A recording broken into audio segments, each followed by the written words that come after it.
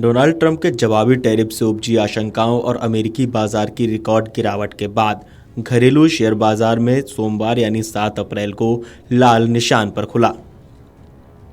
खुलते ही सेंसेक्स और निफ्टी धड़ाम हो गए।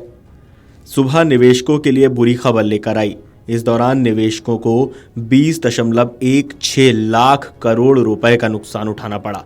फिलहाल सेंसेक्स करीब 3032.51 अंक यानी 4.01% टूटकर 72,341.18 और निफ्टी 983.95 अंक यानी 4.30% लुढ़क कर 21,920.50 अंक पर कारोबार कर रहा है। ऐसे ही शुरुआती कारोबार में अमेरिकी डॉलर के मुकाबले रुपया 30 पैसे गिरकर 85.74 डॉलर पर आ गया।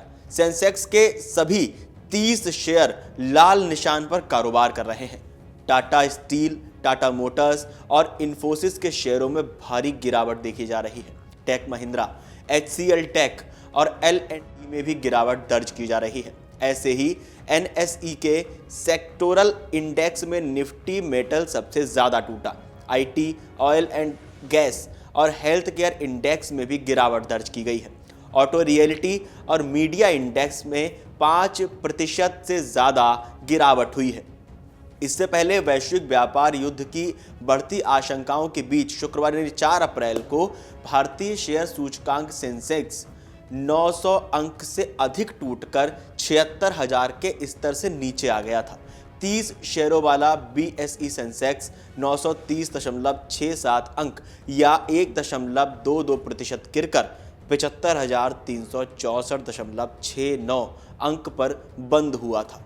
कारोबार के दौरान ये 1054.81 अंक या 1.38% गिरकर 75,240.55 अंक के निचले स्तर पर पहुंच गया था। ऐसे ही NSE निफ्टी 345.65 अंक या 1.19% गिरकर 22,904.45 पर बंद हुआ था। कारोबार के दौरान 50 शेयरों वाला बेंचमार्क इंडेक्स 982.2 अंक या 1.64% गिरकर 22,867.90 पर बंद हुआ था।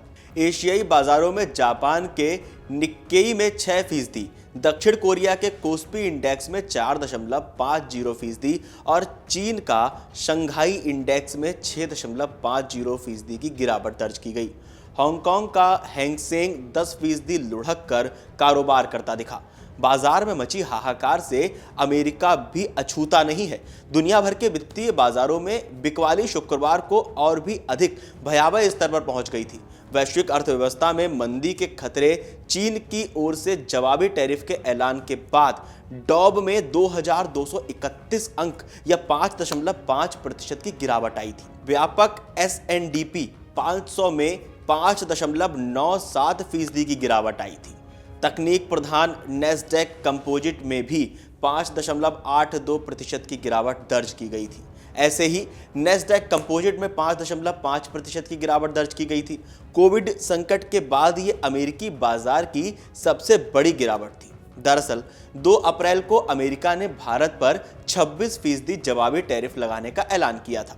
इसके साथ ही अमेरिका ने वियतनाम पर 46%, चीन पर 34%, ताइवान पर 32%, दक्षिण कोरिया पर 25%, जापान पर 24% और यूरोपीय यूनियन पर 20% टैरिफ लगाने का ऐलान किया।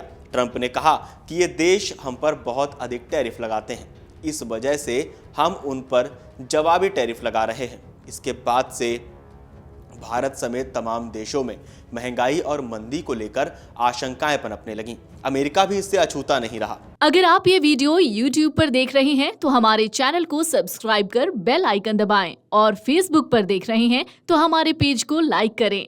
8 मिलियन प्लस सब्सक्राइबर, आपके इस भरोसे के लिए बहुत धन्यवाद।